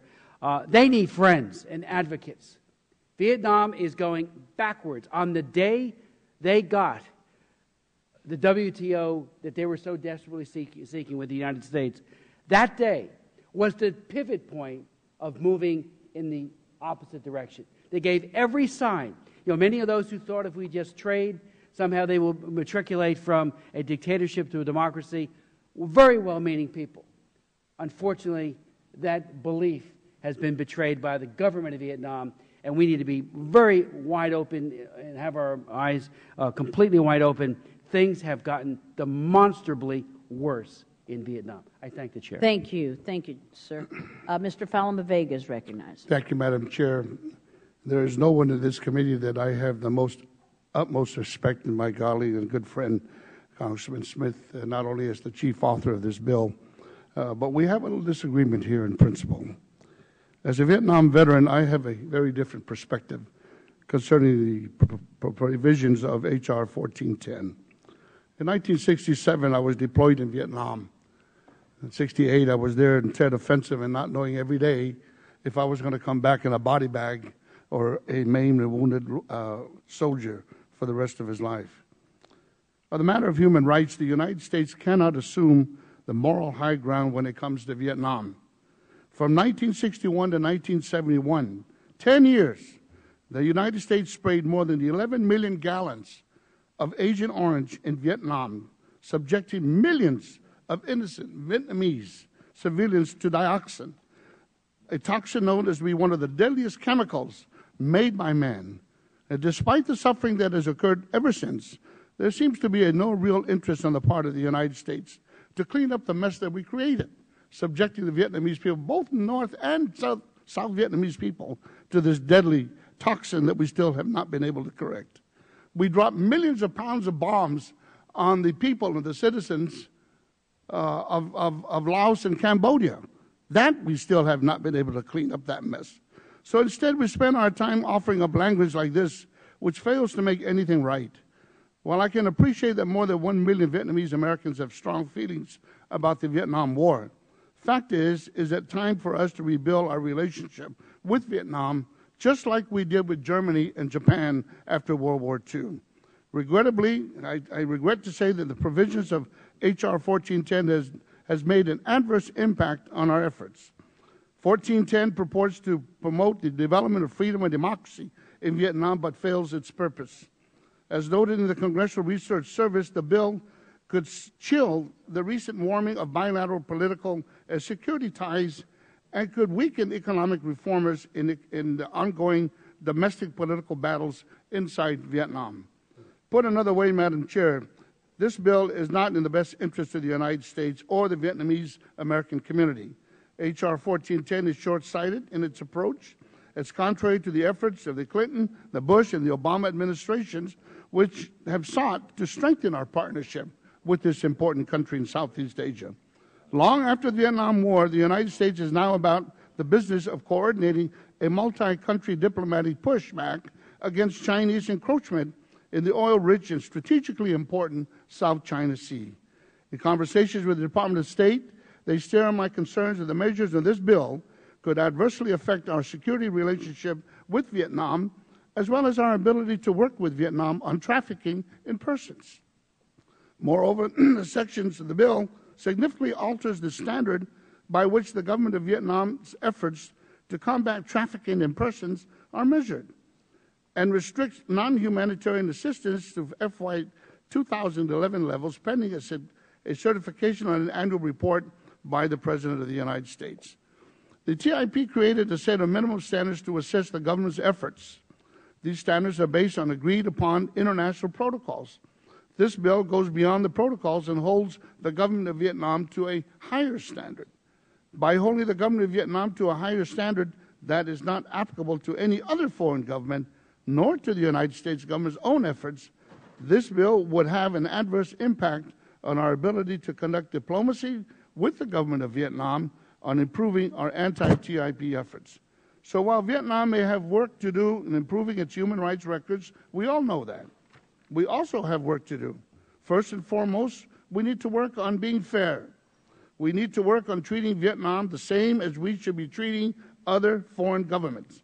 Simply put, it is wrong to hold Vietnam to a higher standard than the rest of the world.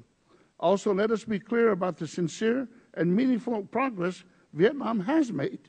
Let us not cherry-pick bits of truth and put forward old data.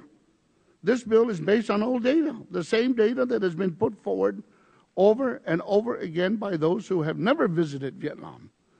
After serving in Vietnam in '67, Madam Chair, I returned some 40 years later and becoming chairman of the Subcommittee on Asia Pacific. All I can say is that Vietnam I fought against is not the Vietnam I know today.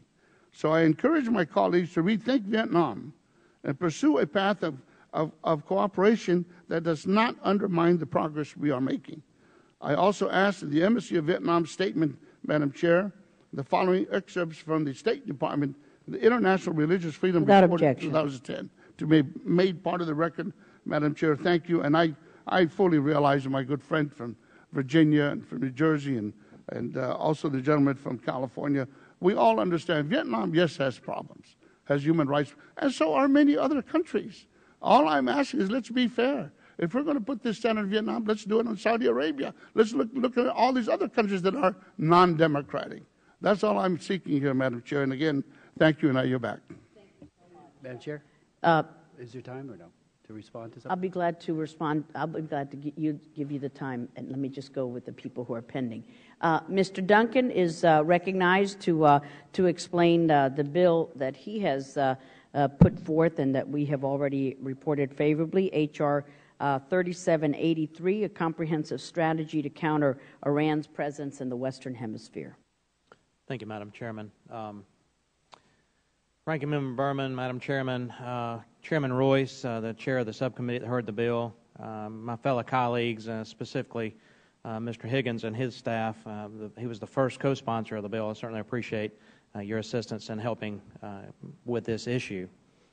And the staffs. Shout out to them. I appreciate the bipartisan cooperation we've received and the 72 members who have co-sponsored this bill. As you all know from the hearings this committee has held, Iran has steadily been increasing its presence in the Western Hemisphere by pursuing economic, diplomatic, and security agreements, doubling the number of embassies in the region, and engaging countries with diplomatic visits and strategic communications. Since 2003, Iran has defied the U.S. and international demands that it end their country's illicit nuclear enrichment program. Iran's defiance, their deplorable anti-Israeli rhetoric, and their continued sponsorship of terrorism creates a recipe for instability worldwide. Iran's actions in our neighborhood represent a real threat to our safety and security. Our neighbors must recognize that supporting Hezbollah, transferring nuclear technology to Iran, or assisting the Iranian government in evading sanctions is a danger not only to the United States, but to the world as a whole. I want to thank the Mexican ambassador for visiting with me and many of the members on the committee to help set the narrative that we are allies and friends in this region. It is our neighborhood, and we've got to work together to thwart the threat that is posed by Iran. Last year's foiled Iranian assassination plot against the Saudi ambassador to the U.S. and the recent testimony of the Director of National Intelligence to the Senate Select Committee on Intelligence present convincing evidence for concern. Recall that in 2002, the FBI testified before the Senate Select Committee on Intelligence that investigations to date continue to indicate that many Hezbollah subjects based in the United States have the capacity to attempt terrorist attacks here, should this be a desired objective of the group. Congress has approved trillions of dollars for military operations in the global war on terror. Yet Iran has been establishing a presence here in our neighborhood from which it can exercise influence. With tensions building between Iran and the United States, we have a responsibility to take steps now to guard against the threats that Iran could pose to U.S. soil, to Americans on U.S. soil.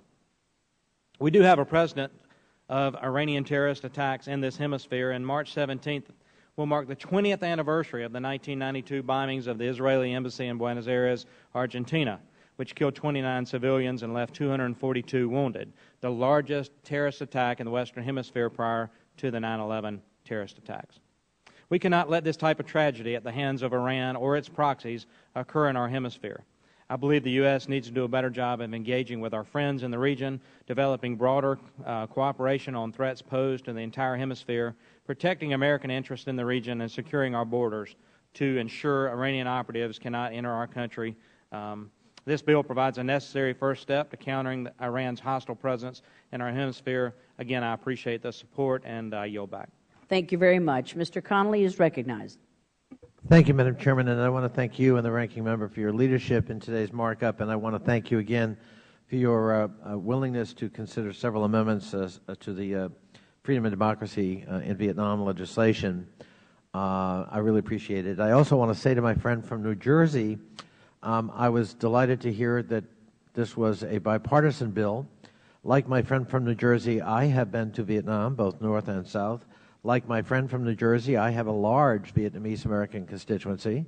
Like my friend from New Jersey, I have spoken out on human rights on Vietnam. Like my friend from New Jersey, I am a member, an active member of the Human Rights in Vietnam Caucus. When I was the chairman of Fairfax County, one of the largest counties in the United States, I had legislation passed that required the flying of the Republic of South Vietnam's flag along with the current Vietnamese flag to honor the men and women who immigrated from Vietnam to Northern Virginia. And so my friend, I know, must understand my disappointment that I was not added as an original co-sponsor to his legislation. We made several attempts to do that, and perhaps there was a miscommunication. And if my friend would not object, I'd ask, Madam Chairman, unanimous consent that I be added to the legislation. Without objection. I thank the Chair. Glad to have you. Yes, sir. And I want to applaud Mr. Smith for his leadership and his passion on this subject. It is important that we speak out. The words of our colleague from American Samoa are certainly words we must take cognizance of. He makes some fair points. But not to speak out about blatant abuses still going on in Vietnam, and as Mr. Smith indicated, in some cases actually worsening, against religious freedom, against the free expression of ideas, against a free press, I think would be a dereliction of duty on our part as a committee and as a Congress. And so I applaud his leadership. I join in it. And finally, Madam Chairman, as the co-chairman of the Taiwan caucus, I'm also delighted that we are passing this bill to include Taiwan and the family of nations in international machinery. I think it's very important for Taiwan, which is a terribly important economy for the United States and world trade. This recognition is long overdue, and again, I thank my friend, the chairman of this committee, for her leadership in that regard, and with that, I yield back. Thank you very much, sir. Mr. Rohrbacher is recognized. Just a few thoughts about our friend from American Samoa, and I certainly respect the fact that he risked his life for us in Vietnam back in 1967, and I was not in the military in 1967, but I was in Vietnam in 1967 with the Montagnards up in the Central Highlands. And those people today are suffering great repression, and there is no reason whatsoever that whatever happened back in 1967 should make us any less committed to the freedom, religious freedom, of those Montagnards who now have, I guess, reached out to evangelical Christianity in a very important way in their lives and have been brutally suppressed because of it.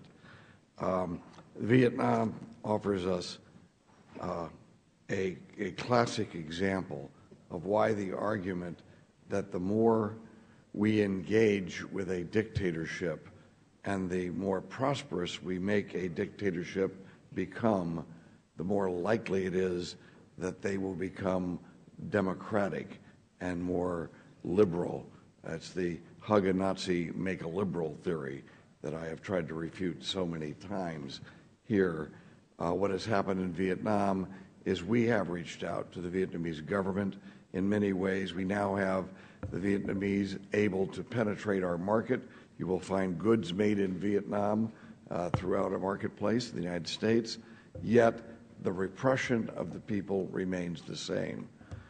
It is up to us to maintain our standards of freedom and democracy in dealing with these third world dictatorships, and their people have no hope if it's not for the hard work of those of us in Congress, especially people like Congressman Smith, who has dedicated his life to human rights, and I now very happily, and I support his efforts on the human trafficking as well as his Vietnam measure within this bill, and I would now yield to him the balance of my time. Mr. Smith is recognized. Good friend for yielding. And I just think the record needs to be very clear. You know, my good friend, Eni Falamavanga, mentioned the problem of dioxin, which was in Agent Orange. I would note for the record, the First Amendment, the very first amendment that I co-sponsored, it wasn't my amendment, but I was the Republican on it, was Tom Daschle in the Veterans Affairs Committee, 1981, to provide service connection disability compensation for Agent Orange afflicted Vietnam veterans. We lost. People didn't think it was real then. We all know how real it is now, and it is a very serious problem. Our legislation specifically exempts assistance for environmental remediation of dioxin-contaminated sites and related health activities. Last year, or this year, the fiscal year, we're spending about $15 million in Vietnam to help people who have been sickened by dioxin and to remediate sites. So this is a very, I think, focused piece of legislation that says on other economic or on economic types of relationships where we're giving U.S. foreign aid. You know, we're not dictating to them. We're saying these are universal principles that need to be followed.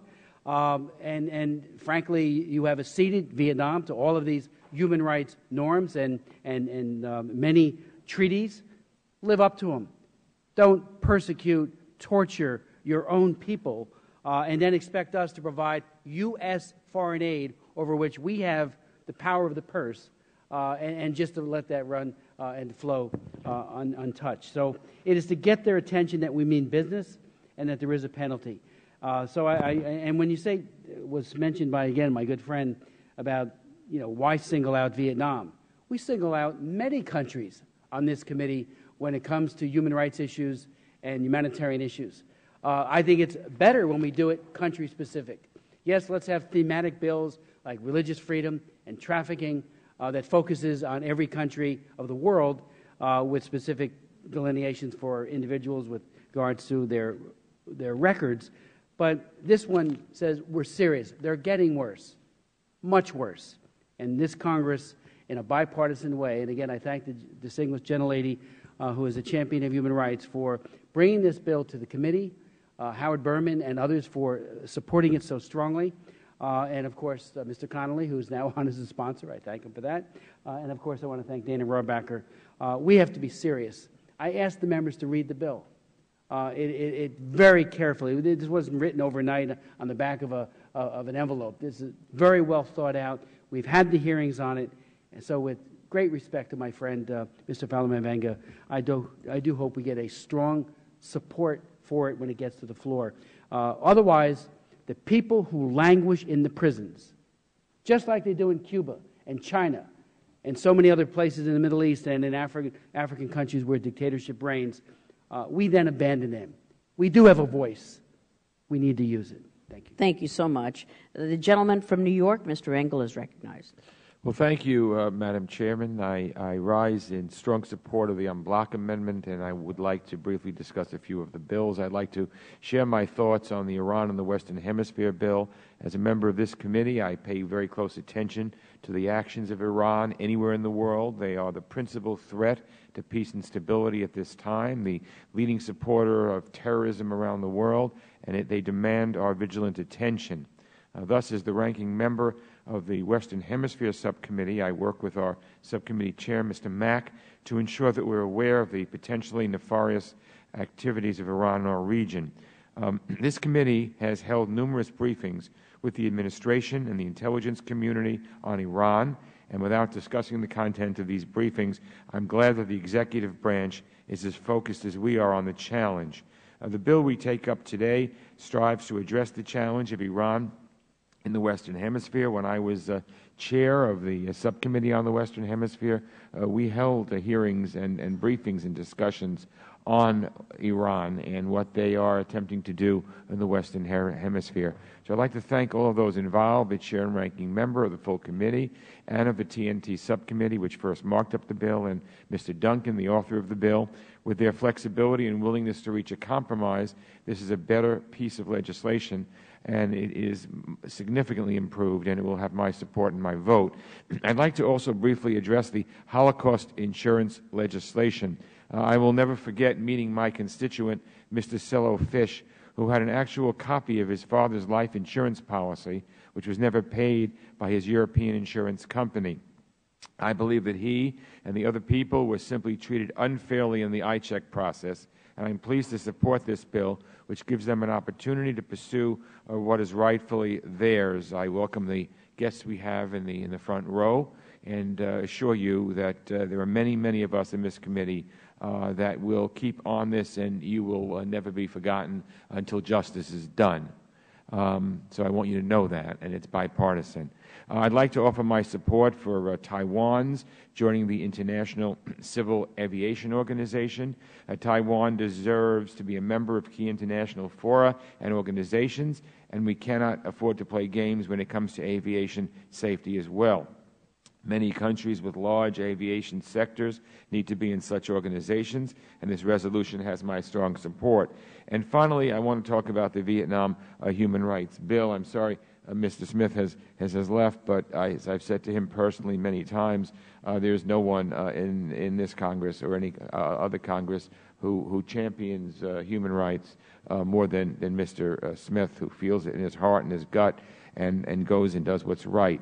Now, I know that Vietnam is an important country, and I know in our disputes with China, and in the disputes that Vietnam has with China, the United States has been working with Vietnam, and Vietnam is a potentially strong ally in our fight against the Chinese hegemony in the region. But I do think Mr. Smith is quite right when he says that there has to be a basic standard. If we're going to normalize our relations, and we have with Vietnam, then we expect certain things from them as well, and human rights is very, very basic. So I think it's very important that we send a strong message by talking about Vietnam human rights and by supporting this bill. So, Madam Chair, again, I support the en bloc amendment, and it has my strong support, and I yield back the balance of my time. Thank you so much. Mr. Ackerman is recognized. Thank you, Madam Chair. Let me first commend you for your passion and for your pursuit of the legislation that you've introduced, the Holocaust Insurance Accountability Act. I think none can dispute the fact that you have been a champion of justice for so many, in so many different places in the world, and nobody can help but feel the pain and the injustice done to those people who have claims that have not been settled due to the Holocaust. I feel that concern as much as any. Those of us who have family members who lost not just property, but family members themselves during that darkest hour of humankind has to have sympathy for what these people are going through. But let me also bring up some concerns that I have with us trying to remedy this injustice, because I think it would be unfair to let that go unsaid. There was a time when we had the ability to settle on most of the claims.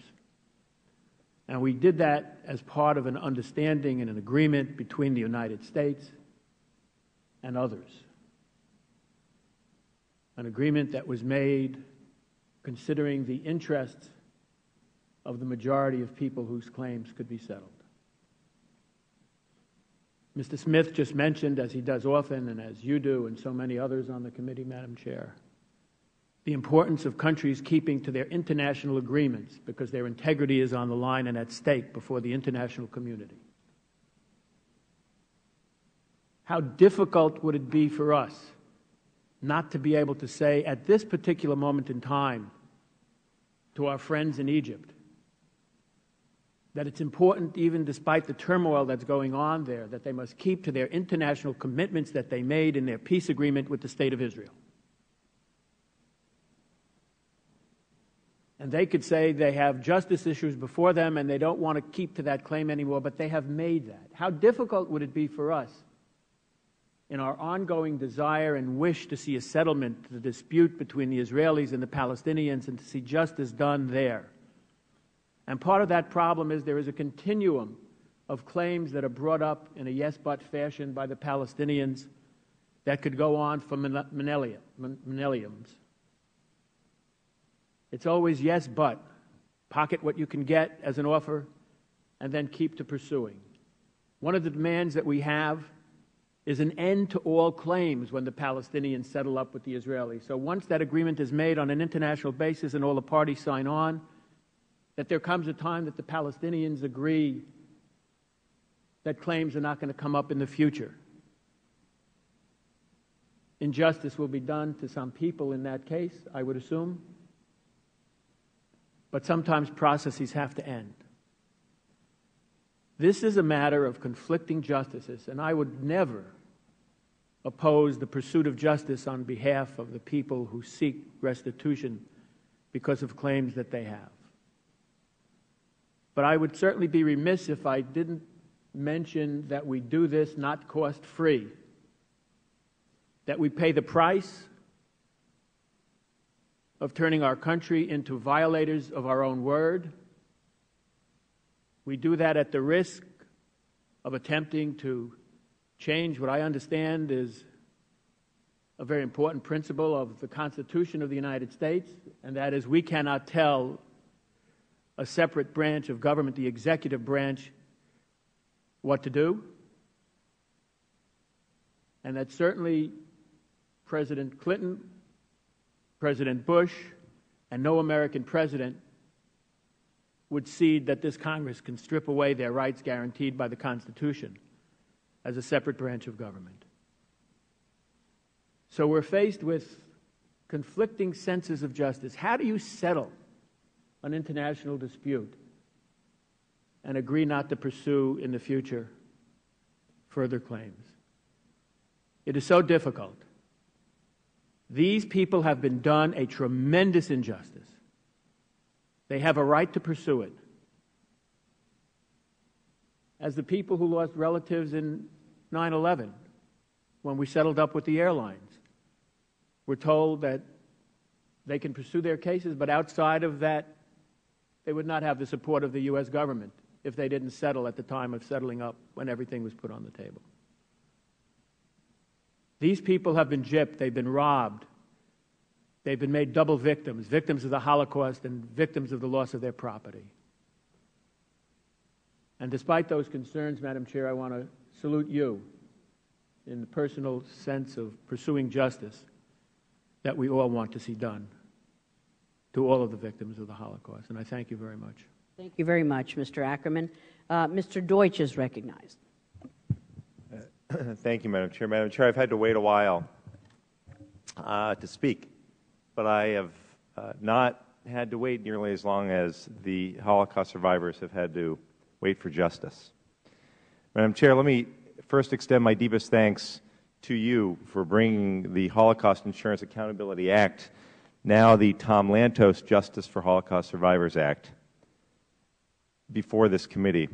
It has been a privilege to co-sponsor this legislation with you on behalf of the thousands of Holocaust survivors that we represent. For the survivors in Florida's 19th District and throughout the country, time is of the essence. It is no secret that the Holocaust survivor population is among our most vulnerable.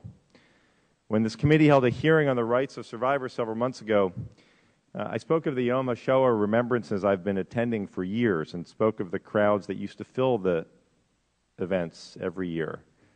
There are now more and more empty seats. These survivors deserve to live out their lives with dignity. They deserve proper health care, access to home care, and simple things that we take for granted, like transportation to doctor's appointments, to the grocery store. And they deserve to not have to choose between buying those groceries or paying for prescriptions. Madam Chairman, this bill is about justice, plain and simple. It's about giving survivors the opportunity to pursue justice for the wrongs of the past. When we last had a hearing on this issue, we heard from survivors. Each told a remarkable story. We heard from David Schachter, who joined us then and is here with us today. David sat before this committee and told us his family's story, and there are so many others just like his. At that November hearing, I asked David and the other survivors what the most important message they had to impart to young people that they speak with. It is, they summed up, the choice between right and wrong. The generation of children, this generation of children, is the last generation that will hear the stories of Holocaust survivors directly from those who lived through it. It is our job here to carry out their message of right and wrong, and Madam Chairman, that's what we did here today by passing this bill. Some 75% of the Holocaust survivors in America live in poverty. 75%. Today, we gave these men and women at least the start towards a chance to live out their lives with the dignity they deserve. This issue is not about giving peace to insurers or protecting foreign governments. It's not about going to court or pursuing opportunities for future reparations. It is about providing peace and security to those remaining Holocaust survivors of our communities who have suffered the most horrific injustices. And finally, Madam Chairman, I can think of a no more fitting tribute than to name this bill after a member of this body, chair of this committee, who understood the plight of survivors better than anyone because he lived it himself, Tom Lantos. It is a true honor to co-sponsor this bill in his name, the only Holocaust survivor to serve in the United States Congress. I'd like also to thank Mrs. Annette Lantos for her continued courageous work on behalf of those suffering around the world. Madam Chairman, I applaud my colleagues for supporting this legislation on behalf of Congressman Lantos. It is important legislation for David and the other survivors that we're privileged to have join us here today. It is important legislation for my constituents, Jack Rubin, Alex Moskowitz, and so many others. And this moment, Madam Chairman, this moment is vitally important for all of the survivors who quite simply deserve, more than anything else, the pursuit of justice. Thank you, and I yield back. Well done. Thank you very much. Mr. Deutsch, Mr. Higgins is recognized. Thank you, Madam Chair, for your highly respectful and inclusive leadership of this committee. Congratulations to the survivors. I want to address H.R. 3783, sponsored by Mr. Duncan. And while the national attention is focused on the brutality of the Assad regime in Syria and the delirious defiance of Ahmadinejad in Iran, this bill also addresses the malignancy of their proxies, specifically Hezbollah. Hezbollah is the party of God. It is a Shia Muslim group that is committed to violent jihad, including the destruction of the State of Israel. I think what is most of concern here is that they not only have a presence in the Western Hemisphere, they have a presence in North America and in the 16-nation region of Latin America. Hezbollah has a presence in 15 American cities, including 4 major cities in Canada. We have been told repeatedly that we shouldn't be all that concerned about that presence because it's limited to fundraising activity. That's not comforting. So this bill, I think, is not preemptive, but it is precautionary. And I think it is a wise step in the direction of monitoring the activity of Hezbollah and other groups that act as a proxy for Venezuela, for Iran, and for Syria. With that, I'll yield back. Thank you. Thank you so much. And let the record reflect that Mr. Ackerman is a yes vote. It was a voice vote, but Mr. Ackerman is a yes vote on the Holocaust Survivors Bill, H.R. 890, that was considered en bloc. And hearing no or seeing no further requests for recognition, the committee stands adjourned, and thank you one and all.